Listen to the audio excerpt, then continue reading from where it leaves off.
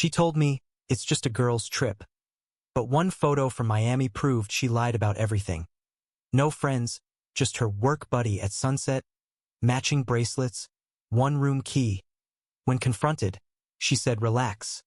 And that word killed whatever trust was left beating in my chest. I'm Alex, 32, and up until that weekend, I would have told anyone my relationship with Lauren, 28, was steady, normal, even. We'd been together 4 years, lived together for 2, shared a dog, a mortgage, and a habit of finishing each other's complaints about traffic. Then, out of nowhere, on a Thursday night, she drops it between bites of takeout noodles. I'm going on a girls' trip to Miami this weekend. I looked up from my laptop. Oh, and I'm not coming. She gave me that laugh she used when she wanted to sound patient but really meant don't question me. Alex, it's a girls' trip. You're not a girl. It stung more than it should have. The tone wasn't playful, it was dismissive, like I was a kid asking permission to tag along. I let it go, but when she packed 2 massive suitcases for 3 days, I noticed. Heels, club dresses, half her vanity in a makeup bag. At the airport, in front of everyone, she shouted over her shoulder, "Don't burn the place down while I'm gone, Mr. Homebuddy." People laughed. I smiled, but something twisted in my gut. That night, I ordered pizza, cracked a beer, and tried to enjoy my bachelor weekend. But the next morning, her mom called, and that's when everything began to unravel. "Hey, sweetie." Her mom's voice chimed through the phone, bright and casual. "What time are you two landing? The beach house is all ready." I frowned, rubbing sleep from my eyes. Landing? Lauren told me she was on a girls' trip. The pause that followed wasn't long, but it was sharp enough to cut through the morning haze. "Girls' trip?" Her mom repeated slowly. She said it was a romantic anniversary weekend. "I paid over $2,000 for this house." I sat up straight. "Wait, what house?" "The one I rented for you and her in Key Biscayne. She said you'd been planning it for months, that you wanted to surprise her." "Alex, you're not there." The air felt thick. I forced a laugh that didn't sound like me. "No, I'm definitely not." Her mom went quiet. Then, with a brittle edge, she muttered, "I'll call you back." I hung up, but my pulse was already racing. I opened Instagram, and there she was, Lauren, glowing under Miami neon, clinking glasses with her friends. The captions were lighthearted, harmless on the surface. "Girls just want to have sun, tropical drink." But then came a clip that stopped me cold. A champagne toast, someone filming her from too close. A man's arm slipped around her waist, his hand resting a little too familiar. The tattoo on his wrist, a minimalist compass, looked painfully familiar. So did the silver watch. Andrew, her work buddy. The one she always said, just gets me professionally. The one who texted her memes at midnight. I stared at the screen until my vision blurred. Then I opened her laptop. She'd left it on the kitchen counter. No password. Part of me hesitated, hearing her voice in my head. "Privacy matters, Alex. You don't need to know everything." But privacy had already left the chat. The laptop loaded her iMessage window automatically. There it was, a group chat titled Miami Girls Nail Polished, except it wasn't all girls. 3 women, 3 men, including Andrew. I scrolled. Maya, "Flights booked. Can't wait for the beach party." Andrew, "Hope the house has a hot tub," winking face. Lauren, "Don't worry, it's fancy." Told Alex it's just us girls, face with tears of joy, he actually bought it. Sophie, "Your evil face with tears of joy." Lauren, "It's just a little fun weekend. What he doesn't know won't hurt him." My throat felt dry. I kept scrolling, photos of bikinis, jokes about tequila therapy, and then a photo of the rental house, the same one her mom mentioned. I took screenshots of everything, shaking but methodical. Then I hesitated. What was I supposed to do? Confront her? Rage online? No, impulse was her weapon, not mine. I texted her mom instead, the woman who just unknowingly bankrolled her daughter's getaway lie. "I think you should see this." I attached the screenshots, the chat, the group, the photo of Andrew's arm around her. 10 minutes later, my phone buzzed. "Send everything. I'll take care of it." That was all she wrote. No punctuation, no emojis, no warmth. Just steel. I spent the next hour pacing my living room, replaying every recent conversation. The late nights with team drinks, the sudden new perfume, the unexplained Uber receipts. Each one now clicked into place like cruel little puzzle pieces. Then my phone lit up again, this time a FaceTime request. Lauren's mom. Her face filled the screen, jaw tight, eyes furious. "Alex," she said. "I'm so sorry you got dragged into this. I'm calling her right now. I'll handle it." I tried to stop her. Maybe let me talk to her first. But she'd already hung up. The next 3 hours were silent. No calls, no texts. Then, out of nowhere, Lauren posted a new story. A boomerang of clinking mimosas, captioned, "Brunch with my favorites, 2 hearts." I almost let it go, almost. But then I noticed something subtle in the reflection of the restaurant window. A figure standing up, phone pressed to her ear. Lauren's expression mid-laugh turned into shock. She'd answered the call. From her mom. And just like that, the story vanished from Instagram. An hour later, my phone buzzed again. This time from an unknown number. "You had no right to involve my mother. You just made things worse." I stared at the message for a long time before typing back. "You made this worse when you lied." She didn't reply, but that was fine. Because the truth had just landed in Miami, and it wasn't staying quiet. By that evening, everything detonated. Not with a whisper, but with a hurricane of screenshots, comments, and digital carnage. I didn't even have time to process it before my phone started buzzing like a slot machine. Lauren's mom, God bless her righteous fury, had gone nuclear. She'd posted every single screenshot I sent her on Facebook. The group chat, the messages about Alex actually bought it faced with tears of joy. Even the photo with Andrew's tattooed arm. The caption read like a verdict carved in stone. "When your daughter lies to everyone and hides behind the word girls trip. Disappointed doesn't even begin to cover it." She tagged everyone. Lauren, her friends, Andrew, and even Andrew's girlfriend, Emily. By the time I saw it, it already had over 200 comments and climbing. Mutual friends started messaging me.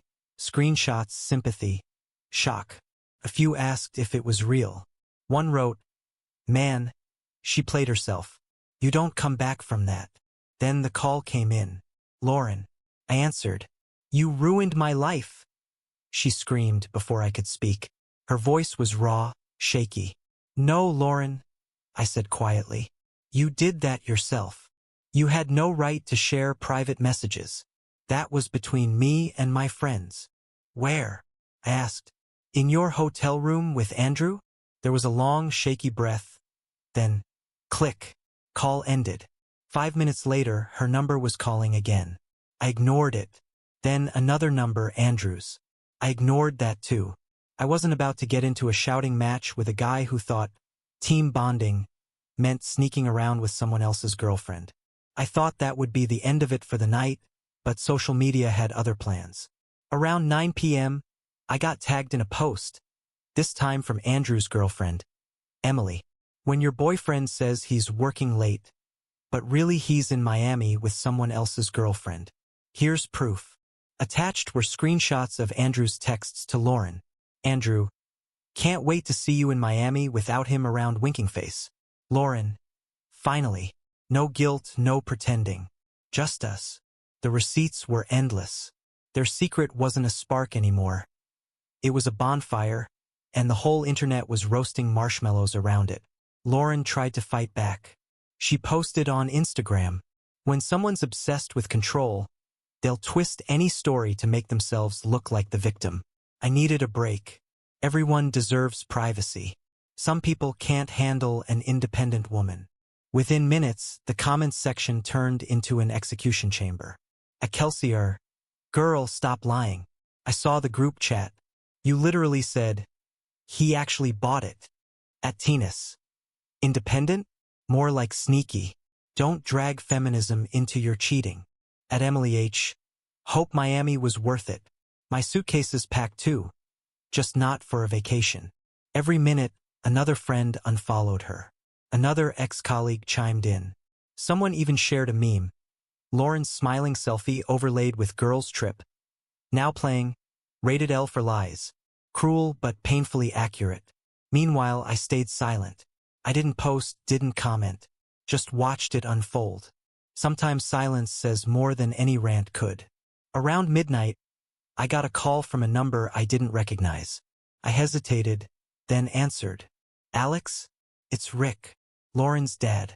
His voice was steady, but tired in that way men sound when they've seen too much of the world. I heard what happened, he said. Your screenshots, the post. Her mom's been crying for hours. I'm sorry you got dragged into this. It's not your fault, I said. He sighed. I raised her better. I really did. But she's been living in her own little spotlight for too long. Maybe now she'll see it burned her. There was a pause. Then his tone hardened. Son, you've been more patient than I would have been. Change the locks. Don't let her talk her way back in. She made her bed. Now she can lie in it. The line went quiet for a moment. Then he added softly, I'll make sure she gets help when she's ready to listen. When I hung up, I felt something strange. Not satisfaction, just exhaustion mixed with relief. Outside, the city was still awake, humming like nothing had happened. But inside my apartment, everything had changed. The person I trusted, laughed with, built a life around, it was all gone. The phone buzzed again. A text from Lauren. I'll never forgive you for this. I stared at the screen, then typed back. Then we're finally even. I turned the phone off, locked the door, and let the silence settle. Deep and complete. Monday morning, I woke early, coffee in hand, and methodically changed every lock in the apartment. It wasn't about revenge. It was about boundaries, security, and finally taking control of a situation that had spun entirely out of proportion. By the time Lauren pulled up, the place was immaculate. Her boxes were stacked neatly by the front door, taped and labeled. Clothes, toiletries, personal items. Her first text came almost immediately. Open up, Alex. This is ridiculous.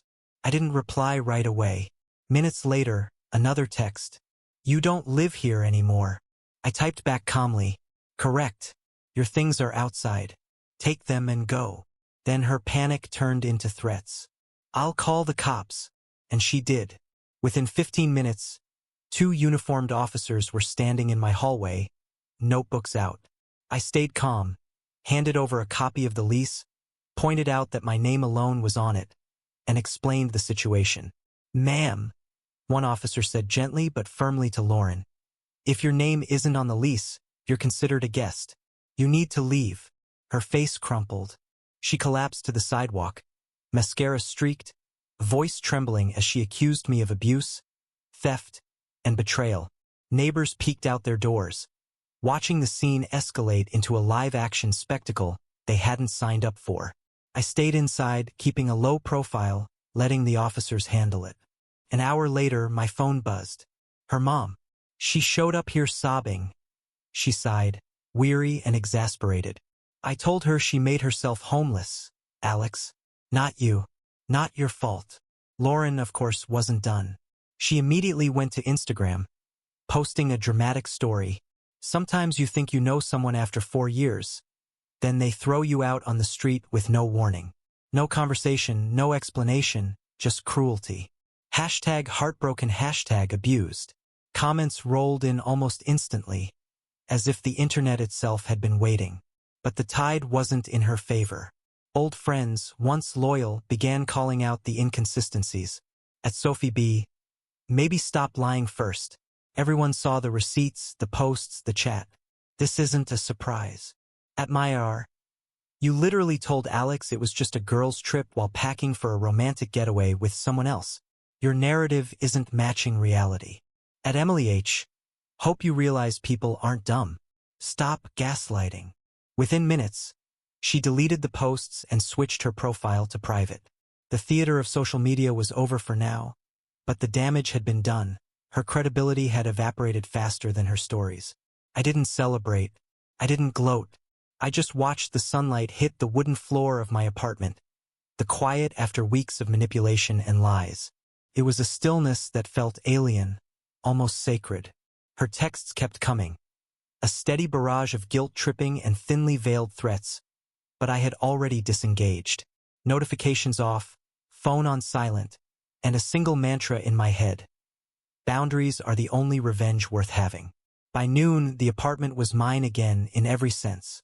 No surprises, no intrusions, no chaos. Lauren's boxes sat outside until her mom or a friend picked them up. The law had spoken, social media had judged, and the neighbors had witnessed reality firsthand. I brewed a second cup of coffee and, for the first time in weeks, didn't feel the tension knotting my shoulders. The storm was over. Not the drama itself, that would linger, but the part of it that belonged to me had been sealed off like the locks on the doors. Silence fell, heavy but healing, and for the first time, I could breathe without waiting for the next lie to land. By Wednesday, the full weight of reality had crashed down on Lauren. The Instagram drama, the Miami fiasco, the public exposure, it wasn't just online anymore. Her life had started unraveling in ways that were hard to watch, even from the sidelines. Friends stopped answering her texts. Mutual acquaintances, once loyal, quietly unfollowed, deleted, or blocked her. The carefully curated life she'd shown to the world was crumbling in real time. Andrew, bless his misguided loyalty, let her crash at his apartment for a night. But even that was short-lived. His roommate quickly made it clear. No one wanted this drama under their roof. By Thursday morning, Lauren and Andrew were out on the curb, collecting their belongings in the half-light, faces pale, tension coiling around every movement. She ended up in a cheap motel near the highway, the kind with flickering neon signs and a lingering smell of stale coffee. She posted nothing online, and for once, the world outside her phone was unrelenting and indifferent. Then the email arrived. Subject line, "Help. Alex, I need $2,000 for a new apartment deposit. I'll pay you back in 6 months, promise." I stared at the screen for a long moment, coffee cooling beside me. One word came to mind. Simple. Clean. No. Almost immediately, the messages escalated. Threats. Guilt trips. Pseudo-legal jargon. Every line dripping with entitlement, as though her chaos somehow entitled her to my assistance. But I ignored it all. Silence was better than argument, better than enabling. By the end of the week, her dad called me, laughing in disbelief. "Alex," he said between chuckles. "She asked us for money too." I told her this isn't a charity for liars. She had the audacity. His tone was part exasperation, part amusement, and I couldn't help but grin. Eventually, Lauren retreated entirely from the city. She moved back to her hometown, under her grandmother's roof. The luxurious apartment, the Miami escapades, the image of independence, gone. Her Instagram bio changed, understated. A single leaf emoji, herb, with the words, "Learning to heal." No flashy photos, no hashtags, no drama. Just quiet. Andrew blocked her completely. Rumor had it he's already dating someone new. A quiet, grounded woman who doesn't broadcast her life in neon lights. And me? I walked past my apartment that evening, the lock still solid, the silence intact. No social media storms, no accusations, just the peace that comes when chaos finally lands where it belongs. For once, the world felt orderly. The storm had passed, and in its wake, I realized the calm wasn't just absence of noise. It was proof that boundaries, patience, and a little quiet evidence had won. The lesson was clear. You can't control someone else's choices, but you can protect yourself from the fallout. And for the first time in months, I could actually breathe. 3 weeks later, the fallout had fully ripened. The friend group that had once seemed inseparable was in ashes. Kelsey and Jenna stopped speaking altogether. Longtime allies fractured by lies and misplaced loyalty. The guys, who had once flocked around Lauren's charisma, quietly drifted away, fed up with the chaos. The infamous girls' trip had become a running joke, whispered in group chats, laughed about in the office, and meme-ified on Instagram. Even strangers online seemed to know the story. As for me, life felt light. I repainted the apartment, stripping the Miami blues off the walls and replacing them with neutral tones that finally felt like home. I started therapy, digging into the exhaustion and frustration that had accumulated over months of deception. Slowly, piece by piece, I reclaimed myself. Not just the apartment, not just the routines, but me. Then Emily walked in. Coffee shop, rainy afternoon, the kind of coincidence that feels like it's scripted. We started chatting over lattes, then moved to the bookstore across the street. Hours passed as we browsed through shelves, laughing over titles and obscure authors. At some point, the conversation shifted. "I need to hear this," she said, eyes wide. "Tell me about the Miami story." I hesitated, then recounted it, the girls' trip, the lies, the screenshots, the public fallout. Emily's hand froze mid-latte sip, eyes almost watering from laughter. "Wait," she coughed. "She called you controlling? After lying to everyone?" I smiled, setting down my cup. "Exactly. The week after, my phone buzzed. Unknown number. Text. I'm seeing a therapist now. I realize what I lost. I'm sorry." I stared at the screen for a long time. Slowly, I put the phone down. I didn't reply. Not out of anger, not out of spite, but out of something rarer, peace. Because sometimes the best response to lies isn't counterlies. It isn't public shaming or vengeance. It's quiet. It's boundaries. It's living well and letting the consequences fall where they may. Lauren had chosen her games. She had spun her web of manipulation, deceit, and entitlement. And in the end, she had walked straight into the exact outcome her choices deserved. Alone, humbled, and stripped of the audience she craved. Meanwhile, I moved forward. Slowly, cautiously, with laughter, coffee, and books, and eventually, with someone who shared the same values. Honesty, respect, and the understanding that freedom sometimes comes from simply refusing to play. Silence, I realized, is not emptiness. It is power. It is clarity. And it is, above all, peace.